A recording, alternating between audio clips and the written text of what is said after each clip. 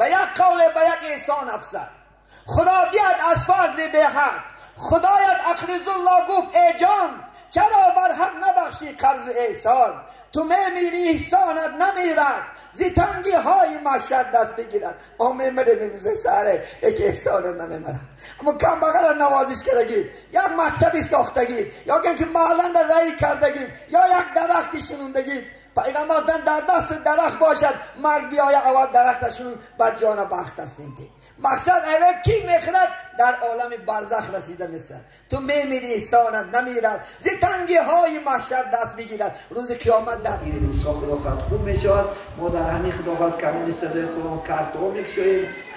میتونه شما خدا خواهد قدر امکان حصای خودش نگذارین الله از شما و ما راضی شدگی باشد و سعادت و عجل شد در این دنیا هم و در آخرت هم الله سبحانه و تعالی سلام بگرداند سلام علیکم و رحمت الله در جنت 8 دروازه دارد یکتاش دروازه اسخیاست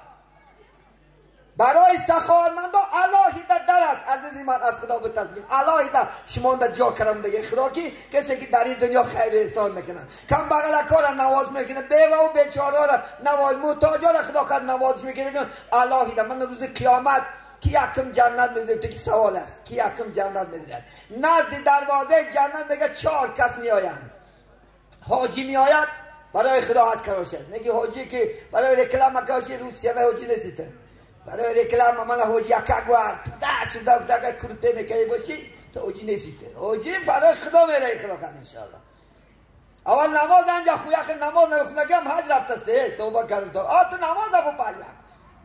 5 وقت نماز فرضه بعد و حج فرضه نگه حاجی میرود داملا میرود امام یک عالم یک تا درای خدا مجاهد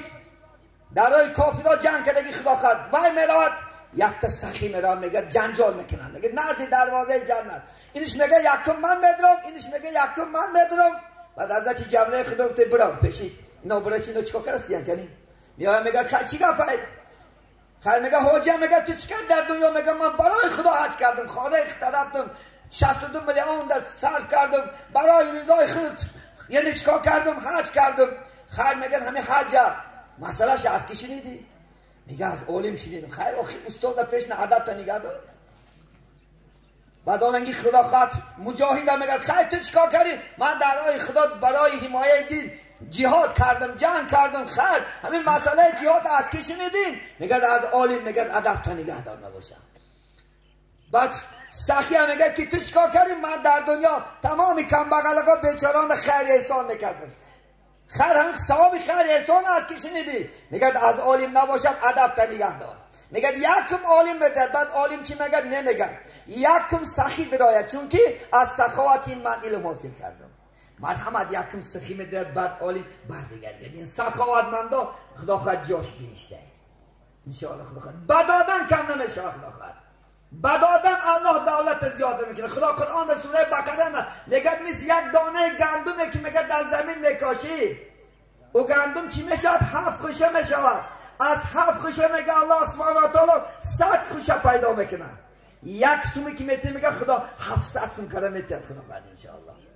حتی سخی که میگه یک درخت است میگه در جنت شاخاش در روی دنیا است کسی که سخاوتمند شود همون شاخه و با جنت کشاله میکنه بخیل میگه در دوزخ یک درخت از پیغمبری بزرگوار کسی که بخیل شود میگه همون شاخ نه چنگ اندازد با دوزخ میبرش ببینید برای این سخاوتمند شد ان شاء الله خدا خواهد تیم در راه الله کم نمیشه دادن دی خدا خواهد زیاد میشه بخیل نشه ان شاء الله خدا خواهد بخیل این آدمی پسترین در دنیا است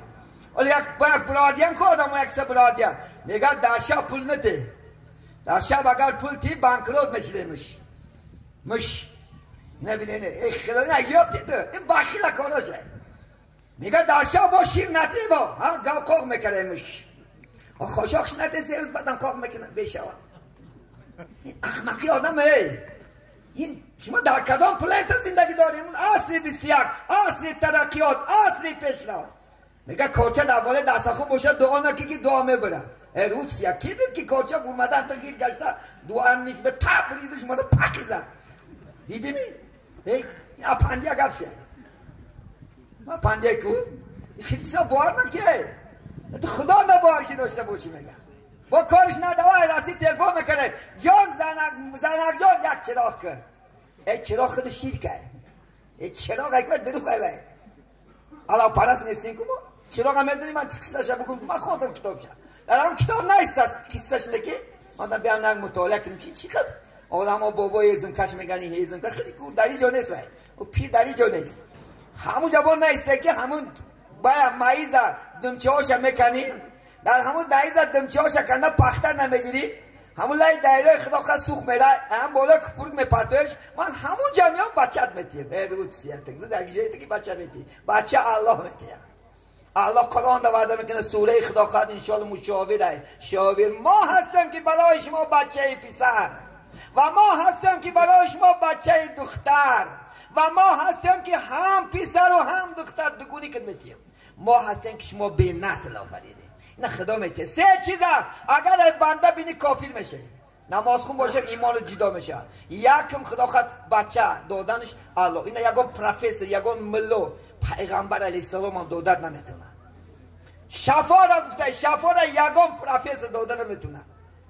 ایاد نبرو بیمار شیدی شفاش الله میده چون که الله وقتی که انسان بیمار میشه 4 تا فرشته میآید پیشه یک تاش قوت تا میگیرد یک تاش رنگ تا میگیرد یک تاش اشتها تا میگیرد یک تا دیگرش گناه تا میگیرد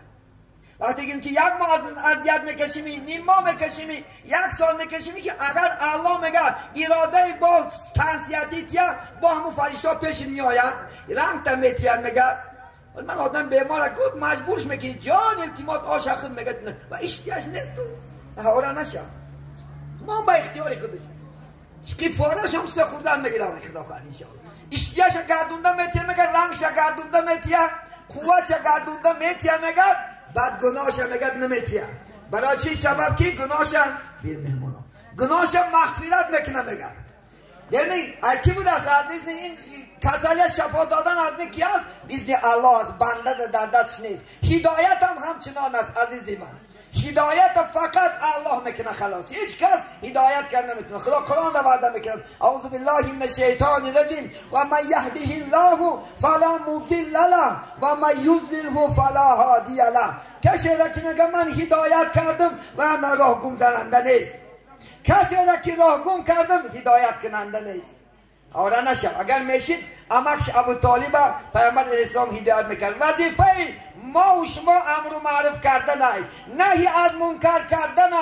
خبرهای خدا رسول خدا در قرآن گفت استعیذ بالله یا ایها النبی بلغ ما انزل الیک ای پیغمبر و ای جانشینای پیغمبر خبرهای من به مردم رسونی بگویش و گفت نکی هدایت کردنش در دست الله است فقط رسول هم دعا میکرد اللهم اهدی پروردگار هدایت کرد فلان چیه هدایت کن این آدم دعا میکرد الله دعاش اجابت میکرد خداوند هدایتش میکرد هدایت هم در دست ما و شما نیست برای همین ما و شما فقط چیکار کنیم فهمونیم دیروز در یک جامعه سوال دادن که داملا جان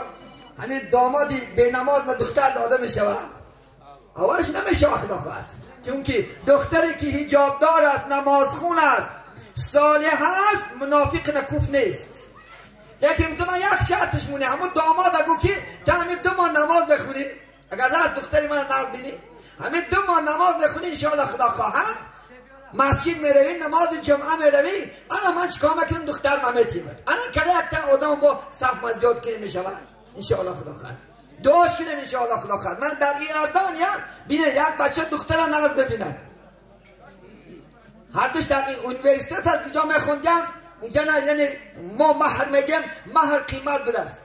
بعد پیش همون پدری دختر میآید میگه که من دختر تا ناز میبینم همین مهرش بگو من ادا کنم بینید جوانی پدری خدا ترس بینید من تو نگو یک بچم شرط میگم گفت تا اگر 20,000 دونه محمد نه صلوات گویی همون روز ادا کن نکی خیانت نکن فریب نکن تسبیح کدی میگیری گفت با تسبیح گفت 20,000 محمد نه صلوات گو دخترم هسته است نمیشود. ما شما خداقت چیز میکنیم بجان یک بای بچه یک بای دختر خداقت آتش فلان میکنه هیچ چیز نمیکنه وای خداقت ایشاره فلان میکنه تا بیچاره کم بغلکا دختراش مونده برفته است عزیزی من از خدا بترس انشاءالله خداقت کم بغلکا انشاءالله خار نک خار بشه تن یک روز میشه کم بغل میشه